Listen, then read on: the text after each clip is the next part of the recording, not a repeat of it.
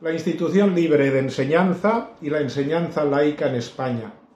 Viene a ser este como un segundo capítulo de aquella que dedicamos a la enseñanza laica en Francia, porque es donde nace este movimiento de laicización de la educación, de la enseñanza.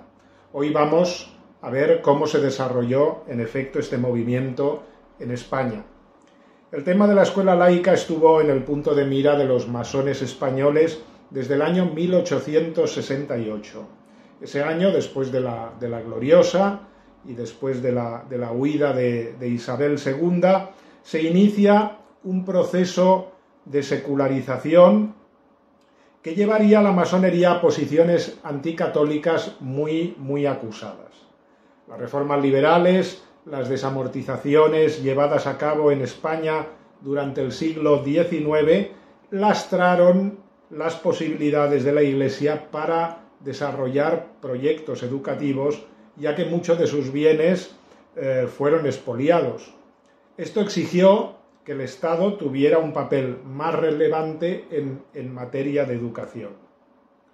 Uno de los objetivos prioritarios de los masones fue crear una corriente de opinión, un ambiente ciudadano anticlerical por medio de la prensa. Esto favorecía la emancipación de la enseñanza primaria, hasta entonces fundamentalmente en manos de la Iglesia. El siguiente paso, después de esta concienciación de las masas, de este anticlericalismo creado en el ambiente, el siguiente paso fue la creación de escuelas laicas inspiradas por las mismas logias. Hubo muchas iniciativas en toda la geografía española, aunque muchas, sobre todo al principio, fueron de efímera existencia. Uno de los primeros intentos de crear una escuela laica de inspiración masónica se dio en 1872. En Barcelona, la Logia Moralidad del Gran Oriente de España propuso a otras dos logias de la ciudad de Barcelona, la Logia Silencio y la Logia Porvenir de la Humanidad, crear una escuela laica con la cual, decían textualmente en su programa, conseguiríamos muchos masones y pocos jesuitas. Esta fijación contra los jesuitas va a estar muy presente en la masonería siempre y aquí en España de forma muy especial. Sin embargo, este proyecto no llegó a hacerse realidad. La primera organización masónica educativa importante es del año 1880 con la Sociedad Catalana de Amigos de la Enseñanza Laica de Barcelona, que reunía 9 escuelas laicas. A partir de 1884 ya son muy comunes las iniciativas masónicas en el terreno de la enseñanza laica. Podemos poner unos ejemplos entre los muchos que podríamos encontrar.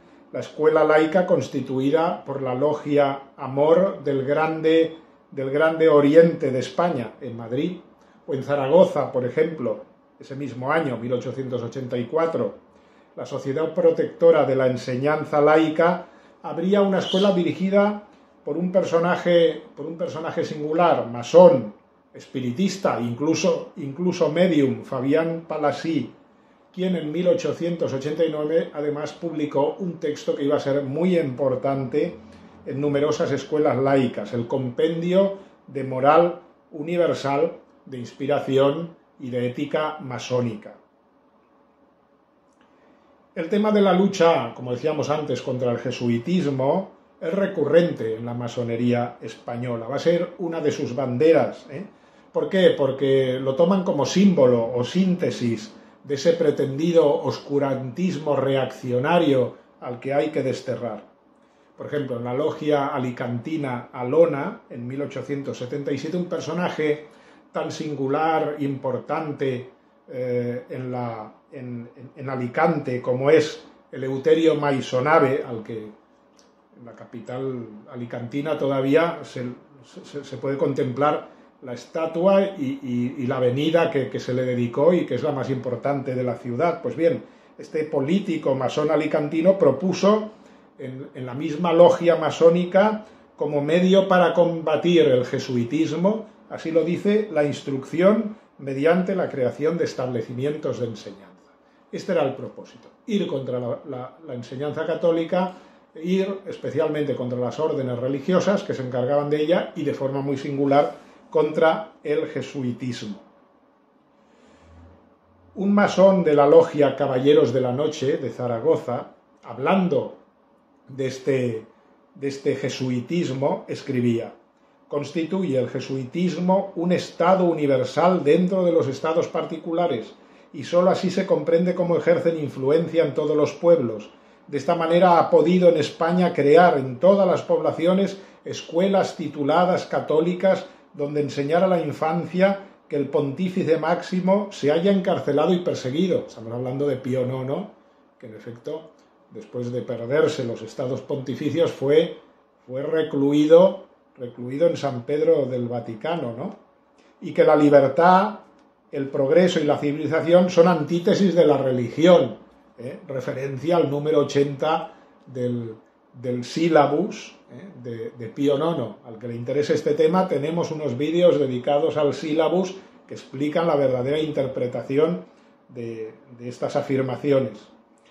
Frente a esa universidad, frente a esas escuelas, no se levanta en Francia, no se han levantado en España otra universidad, otras escuelas donde enseñar la moral universal, que ha de concluir con los horrores del fanatismo político y religioso y el de la suficiencia de la razón, que termine con la superstición del sobrenaturalismo. Bien, este es el tono siempre de las afirmaciones masónicas. El tema de la enseñanza fue abordado en 1891 en una encuesta interna de 6 preguntas ordenada por el Gran Oriente Español. La cuarta de estas preguntas decía así: ¿qué debe entenderse por enseñanza laica? ¿Y cuáles son los medios más eficaces para importarla en España?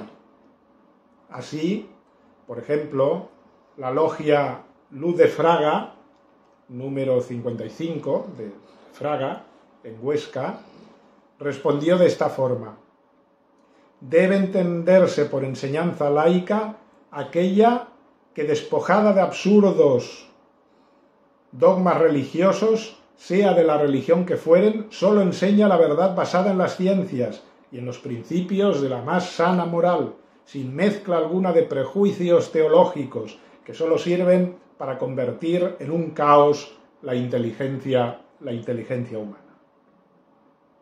Otra iniciativa, en 1901, en Barcelona, fue la famosa Escuela Moderna, en la línea de una pedagogía ya aquí libertaria y anarquista, que es la ideología de su ideólogo y fundador Francesc Ferrer i Guàrdia.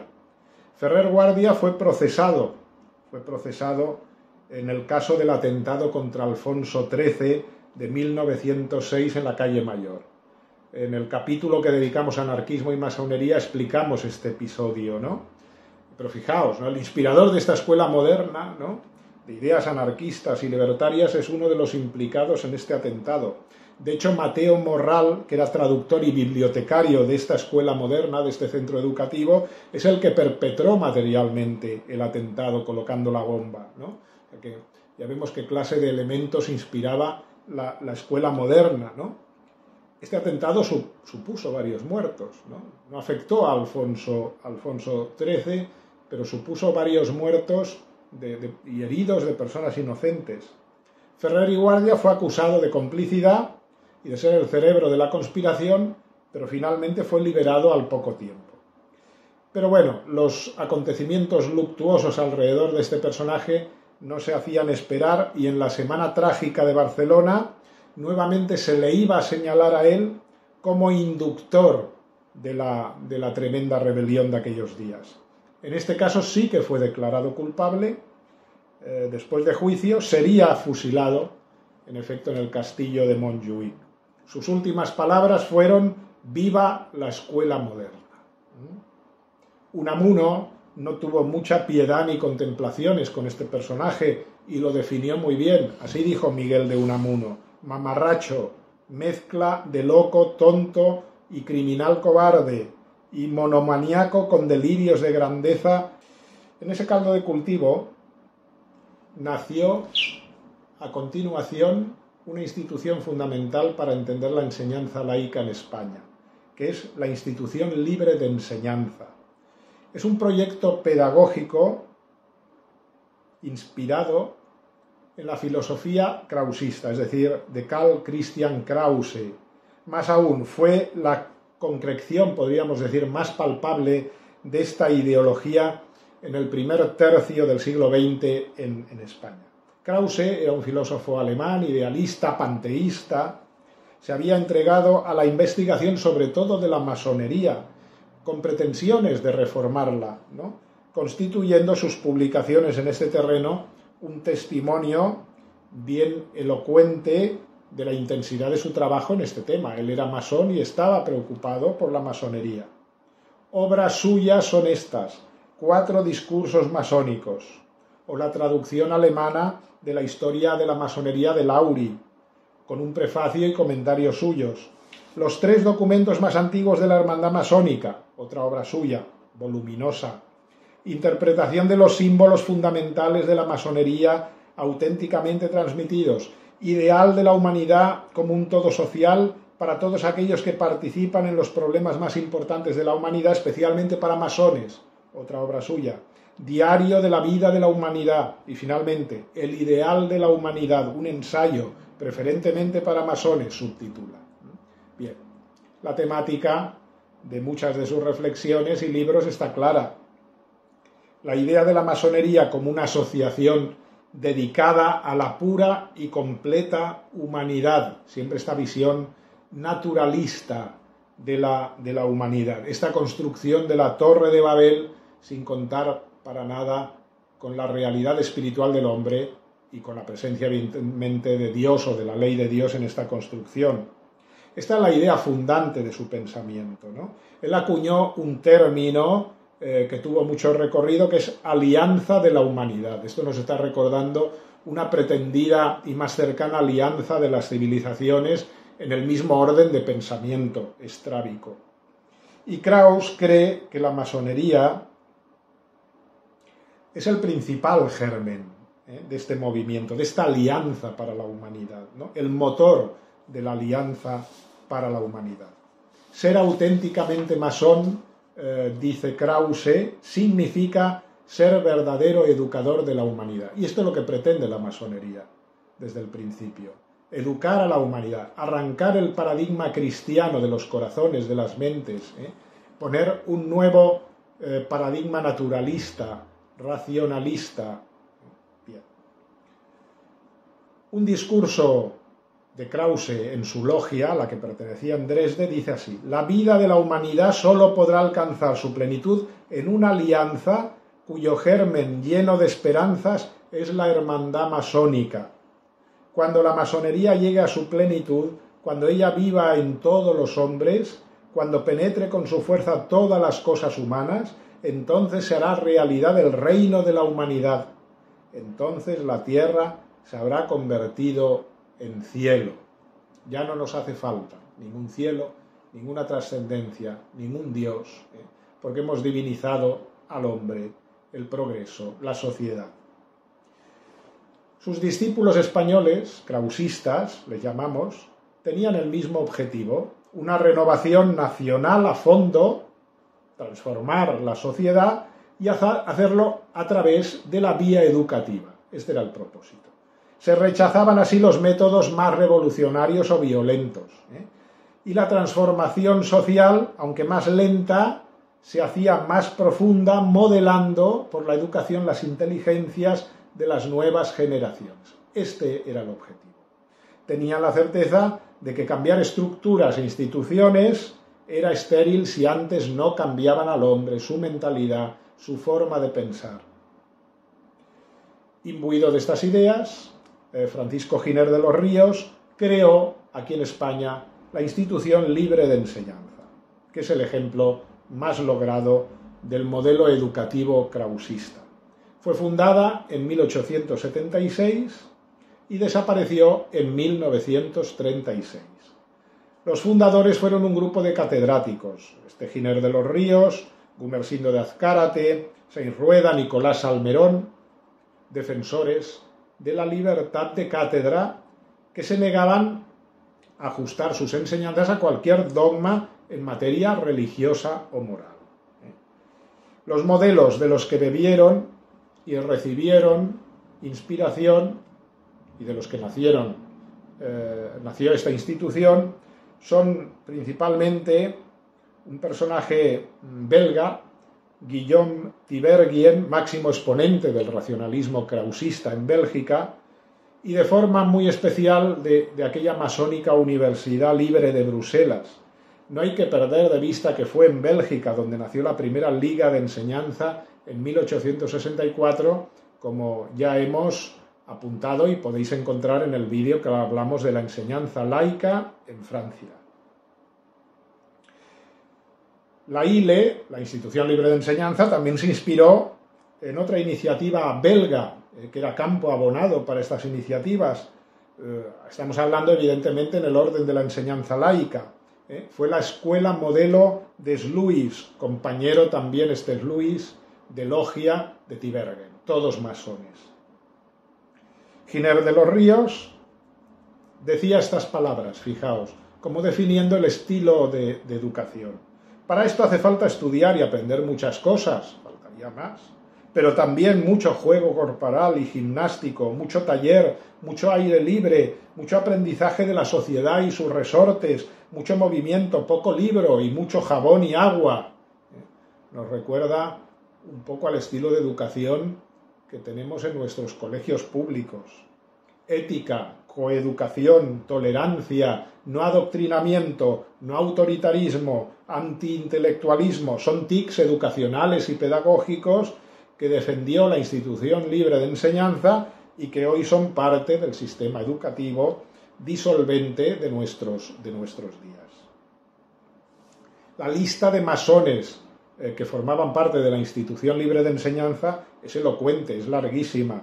Poveda Montes, Antonio Machado Núñez, que es el abuelo de Antonio Machado, Romero de Castilla, Odón de Buen, personaje muy curioso, porque era científico darwinista, pero por otra parte era espiritista.